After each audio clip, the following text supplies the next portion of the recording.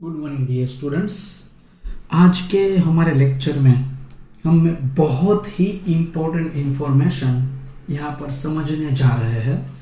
वो है 3 dimensional crystal structure. इस लेक्चर को शुरू करने से पहले मैं आप सबको एक बार फिर बोल देता हूँ कि सिंगल डायमेंशन और 2 डायमेंशनल क्रिस्टल स्ट्रक्चर का जो मैंने लेक्चर नंबर 3 लिया हुआ है वो एक बार फास्ट फॉरवर्ड करके समझ लीजिएगा। उसके बाद ही आप 3 डायमेंशनल क्रिस्टल स्ट्रक्चर समझना शुरू करिएगा। So very important announcement to all the students, please see my lecture number 3 of single and double dimensional crystal analysis. Then you have to understand 3 dimensional crystal structure. Okay, आप ये दोनों analysis समझने के बाद यहाँ पर लर्न करना शुरू करिएगा। ओके, चलिए तो मैं आप सबको यहाँ पर समझाता हूँ ये 3 डायमेंशनल क्रिस्टल स्ट्रक्चर क्या होता है। All real structures of crystalline solid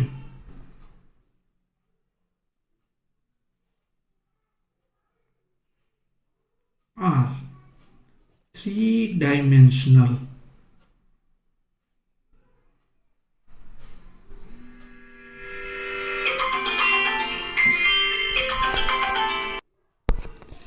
ये 3 डायमेंशनल है, ठीक है। सच स्ट्रक्चर्स, ये 3 डायमेंशनल स्ट्रक्चर कैसे बनते हैं उसकी हम बात करते हैं। तो by staking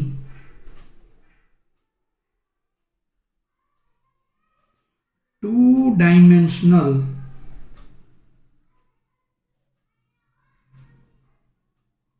layers one above the others। ये 3 डायमेंशनल स्ट्रक्चर कैसे बनते हैं?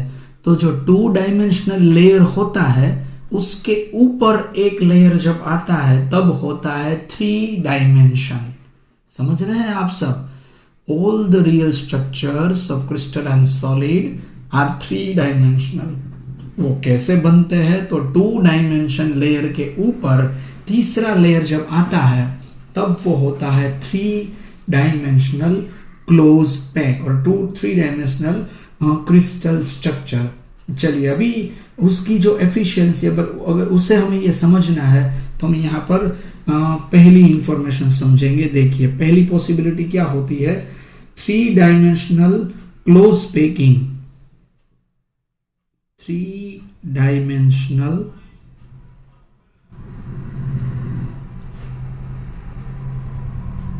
Close packing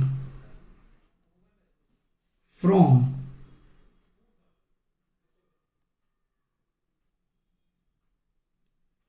2 dimensional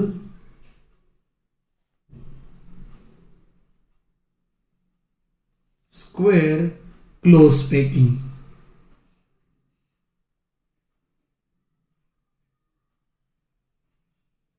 close pack layer. चलिए यहाँ पर हम क्या समझने जा रहे हैं, ध्यान से समझिएगा। ये हमारे पास सिंगल डायमेंशन का फिगर था। मैं यहाँ पर फिर से ये थोड़ा ड्रॉ कर रहा हूँ, ठीक है। ये सिंगल डायमेंशन है। उसके बाद अगर मैं यहाँ पर ऐसे स्फीयर रख रहा हूँ, ये हो रहा है 2 डायमेंशन, ठीक है। ये क्या हो रहा है? यहाँ पर 2 डायमेंशन हो रहा है और ये 2 dimension square close pack layer है। देखिए यहाँ पर स्क्वायर बन रहा है, ठीक है। अगर मैं इसके ऊपर लेयर रख रहा हूं तो वो 3 डायमेंशन होगा।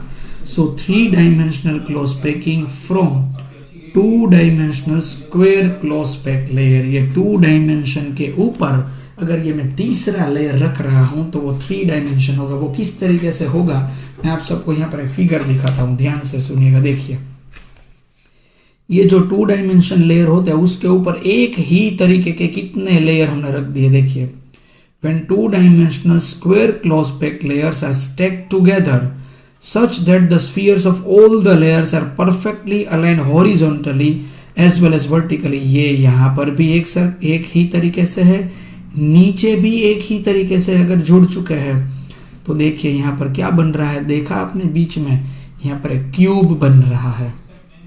ये क्यूब हो गया।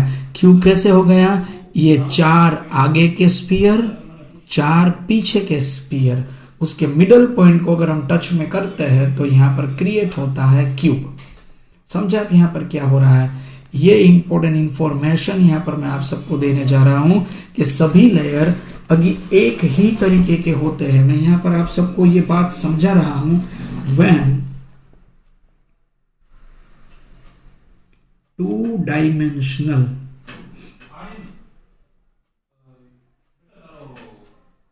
square close-packed layers are stacked together such that the spheres of all the layers are perfectly aligned horizontally as well as vertically। The lattice is known, this is known as simple cubic lattice। समझ रहे हैं? उससे क्या बनता है यहाँ पर? Simple cubic lattice बोलते हैं। और इस यूनिट सेल को प्रिमिटिव यूनिट सेल भी बोलते हैं। Primitive cubic unit cell will create. देखिए मैं आपको यहाँ पर ड्रॉ करके भी समझा सकता हूं। ये क्यूब किस तरीके का बनता है समझ लीजिए। मेरे पास 4 यहां पर हमें रखने, ये 1, ये 2, ये 3 और ये रहा 4। समझ लीजिए मेरे पास 4 टेनिस बॉल ये पड़े हुए हैं। टेनिस बॉल का बीच का जो पॉइंट होता है, ये बीच का पॉइंट, अगर बीच के पॉइंट में हम यहाँ पर एक लाइन ड्रॉ करते हैं तो यहाँ पर एक स्क्वायर यहाँ पर हो गया। समझ लीजिए इसके ऊपर भी दूसरे 4 यहाँ पर टेनिस बॉल है, उसके भी हम सेंटर लाइन को टच करते हैं तो ऐसा एक क्यूब प्रिपेयर होगा। ये क्यूब इस तरीके का होगा, देखिएगा इस तरीके का एक क्यूब यहाँ पर बन रहा है, जिसको बोलते हैं यहाँ पर प्रिमिटिव क्यूब। कौन सा बोलते हैं यहाँ पर? प्रिमिटिव कह सकते हैं। ये है सिंपल क्यूब। और यहाँ पर देखिए ये जो यहाँ पर कॉर्नर पड़ी हुई है, यहाँ पर एक ये स्फीयर होगा, दूसरा स्फीयर, तीसरा, चौथा, 5वां, 6ठा, 7वां और ये 8 स्फीयर यहाँ पर है। ये तो कांटेक्ट में है ही है। यहाँ पर मैंने जो लाइन ड्रॉ की हुई है ना, वो ऐसा इंडिकेट कर रहा है कि ये सभी एक दूसरे के साथ टच में है इस तरीके से। इस क्यूब को बोलते हैं सिंपल क्यूबिक लैटिस और उसको प्रिमिटिव क्यूब यूनिट सेल भी यहां पर बोल सकते हैं। उसमें अगर देखिए इसके बारे में अगर हम अरेंजमेंट के बारे में बात करते हैं इसकी, तो उसका अरेंजमेंट किस तरीके का होता है आप सबको मालूम है? ए सभी लेयर एक ही तरीके के होते हैं, इसीलिए उस लेयर को ए लेयर के नाम से हम जान सकते हैं। ये पैटर्न उसकी ए टाइप की यहाँ पर होती है। ओके, चलिए दूसरी इंपॉर्टेंट मैटर हम यहाँ पर ये बोल सकते हैं कि इसमें मैं आप सबको एक इंपॉर्टेंट बात यहाँ पर बताने जा रहा हूँ। देखिएगा फिर से मैं यूनिट सेल रख रहा हूँ।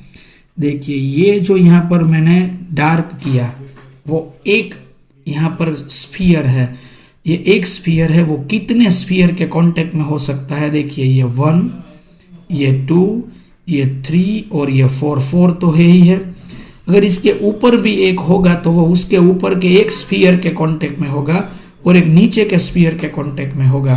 तो वो टोटल कितने स्फीयर के कांटेक्ट में हो सकता है? 6 स्फीयर के कांटेक्ट में हो सकता है। तो हम यहाँ पर बोल सकते हैं उसका कोऑर्डिनेशन नंबर यहाँ पर रहेगा 6। So coordination number of this type of clause packing is 6।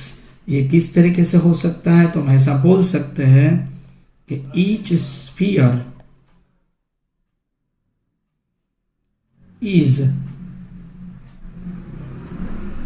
surrounded by 4 spheres in its arm layer, and 5th and 6th sphere are above and below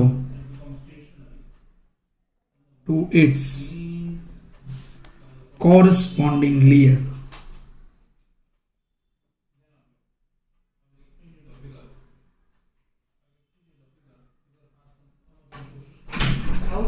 Hello.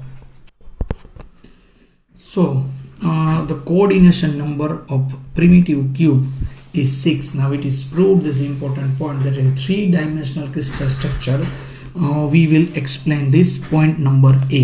ये पॉइंट में यहाँ पर क्या हो रहा है डियर स्टूडेंट्स? ये जो 2-डायमेंशनल स्क्वायर क्लोज पैक लेयर है उसके ऊपर हम एक लेयर रख रहे हैं जो 3-डायमेंशनल क्लोज पैकिंग होता है। अभी आगे के लेक्चर में हम 3-डायमेंशनल क्लोज पैकिंग फ्रॉम 2-डायमेंशनल स्क्वायर की जगह हम हेक्सागोनल क्लोज पैक लेयर में पढ़ेंगे। आप सबको फिर भी मैं अगेन बोल देता हूं कि 2-डायमेंशनल जो एनालिसिस था वो आप अच्छी तरीके से पढ़ेंगे तो 3-डायमेंशनल समझ में आएगा। एक उसमें स्क्वायर यहाँ पर क्रिएट हो रहा था, दूसरा वहां पर हेक्सागोनल क्रिएट हो रहा था। उस हेक्सागोनल के ऊपर हम लेयर रखेंगे।